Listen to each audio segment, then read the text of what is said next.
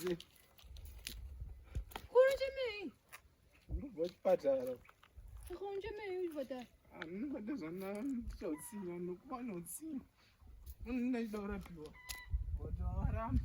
Ndanzi bva panapa nemahumunya ako nzeve yangu zviri kurwadza nditore nyangwe nzeve ndagara ndada kupindawo zvanzi buda ibva imbomira waramba nditi mira saka ndazanga chema saka unorapiwa handina urapiwa ndikuchema ndatozobvako nani hacho paklinikera manesi acho angaripo hauzviziviwe kune ve-community led monitoring vanoona izvozvo zvevanhu vanenge vachipuwa sevhisi yakadhakwa, vanhu vanenge vachirafugwa, vanhu vanenge vachibatwa rafu.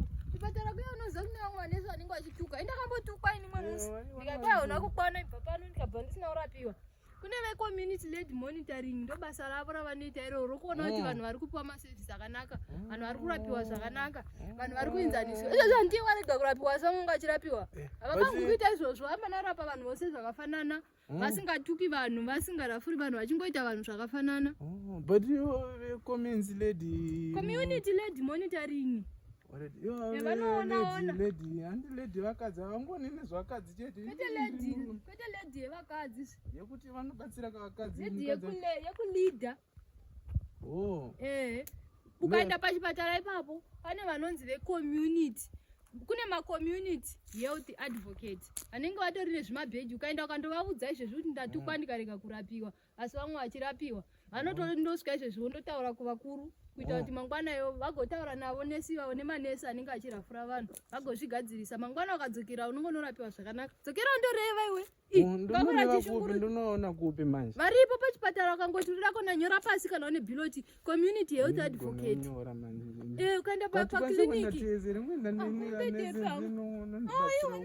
ndikurinda munga asi kuri kazva nechiri ngarohwa unonoti kwaive community miras andatoenda nzinzeve yangu iri kurwadza. Nondoonani wasati wahwisisa kuti unomanyirepi ndichikubvunza.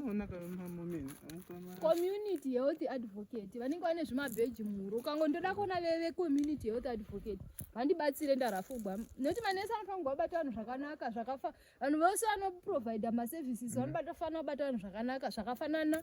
Chero munhu akaremara, chero munhu akaita sei ane disability, vanhu vanofanirwa kubatiwa zvakafanana.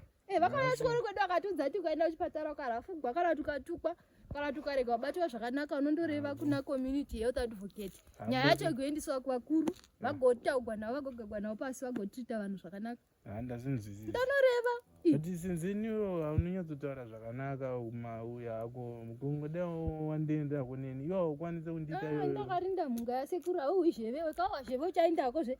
Ndakutoenda ndichimanya.